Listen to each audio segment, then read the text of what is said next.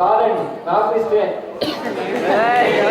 మరి ఎప్పుడైనా లవ్ చేయాల్సింది మీరు చదువుకొని సెటిల్ అయ్యి ఆ తర్వాత చేయండి, రైట్?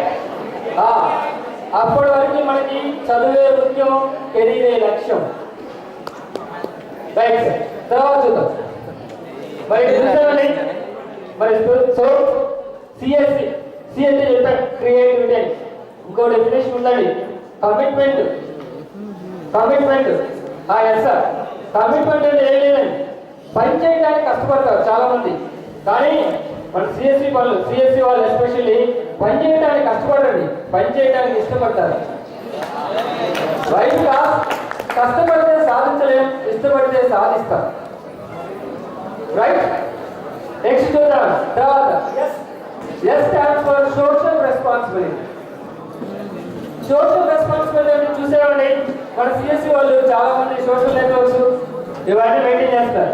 దీనిలో ఏం చేస్తారండి, అవసరమైతే జనాలను కలుపుతాం, అనవసరం అంటే జనాలను కలిపి మొక్కలు తీసేసినట్టు తీకేస్తాం, రైట్? ఆ తర్వాత ఈ stands for entrepreneur. That means ఉద్యోగ కల్పన.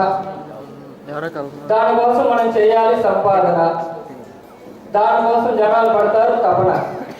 ఎందుకంటే ఆరాటం, రైట్? బతకాలి, కానీ ఎలా బతకాలో తెలుసా అండి? తినటం కోసం బతకొద్దండి, బతుకు